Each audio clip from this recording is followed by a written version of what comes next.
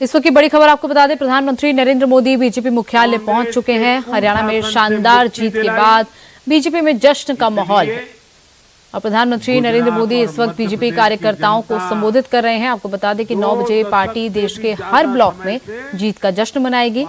वहीं हरियाणा के 90 विधानसभा सीटों पर हुए चुनाव में जहां बीजेपी के खाते में 48 सीटें आई हैं तो कांग्रेस के खाते में 37 सीटें आ रही। भाजपा ने सरकार बनाई है। यूपी और बिहार में कानून का राज स्थापित करने वाली भाजपा एनडीए की सरकार को लोग बार बार मौका दे रहे हैं। असम, त्रिपुरा और उत्तराखंड में लगातार 2 टर्म से भाजपा की सरकार है। जहां जहां भाजपा सरकार बनाती है वहां की जनता लंबे समय तक भाजपा को समर्थन देती है और दूसरी तरफ कांग्रेस की हालत कैसी है?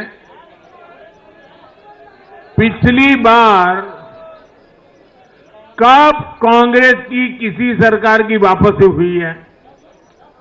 यानी जो सरकार में थे कितने साल पहले वो दोबारा आए थे? करीब 13 साल पहले 2011 में असम में उनकी सरकार लौटी थी, बाकी एक भी नहीं लौटी। उसके बाद भी जितने चुनाव हुए लोगों ने कहीं भी कांग्रेस को सेकंड टर्म नहीं दिया है। आपको जानकर के हैरानी हो जाएगी दोस्तों, देश में कितने ही राज्य हैं जहां कांग्रेस कभी 60 साल पहले वहां थी, कहीं पर 50 साल पहले थी, कहीं पर 40 साल पहले थी। 50-60 साल से वो सत्ता में आई ही नहीं है। एक बार लोगों ने निकाल दिया, कांग्रेस को घुसने नहीं दिया है। देश के ज्यादातर राज्य के लोगों ने कांग्रेस के लिए नो एंट्री का बोर्ड लगा दिया है। पहले कांग्रेस सोचती थी कि वो चाहे काम करे या न करे लोग तो उसको वोट देंगे ही, लेकिन अब कांग्रेस की पोल खुल चुकी है, उसका डिब्बा गोल हो चुका है। साथियों, कांग्रेस सत्ता को अपना जन्मसिद्ध अधिकार मानती है। सरकार में ना रहने पर कांग्रेस की हालत जल बिन मछली जैसी हो जाती है। इसलिए वो सरकार में आने के बाद देश को, समाज को भी दांव पर लगाने से नहीं हिचकती।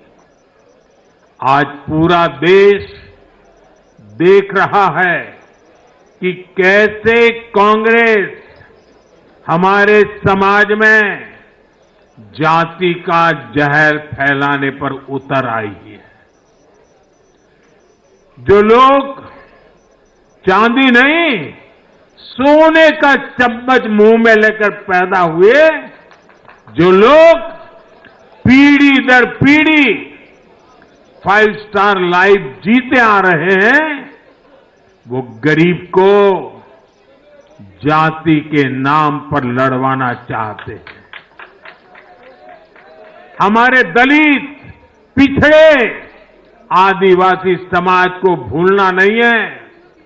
ये कांग्रेस है जिसने दलितों, पिछड़ों पर सबसे ज्यादा अत्याचार किया है। ये कांग्रेस है जिसने उन्हें इतने दशकों तक रोटी, पानी, मकान से वंचित रखा।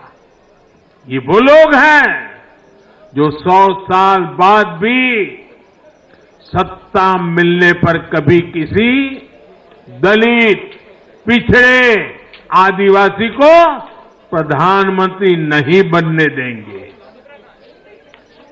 सच्चाई ये है कि कांग्रेस का परिवार दलितों, पिछड़ों, आदिवासियों इनसे नफरत करता है, उनसे चिढ़ता है। इसलिए आज जब दलित, पिछड़े, आदिवासी शीर्ष स्थान पर जा रहे हैं तो इनके पेट में चूहे दौड़ने लग जाते हैं।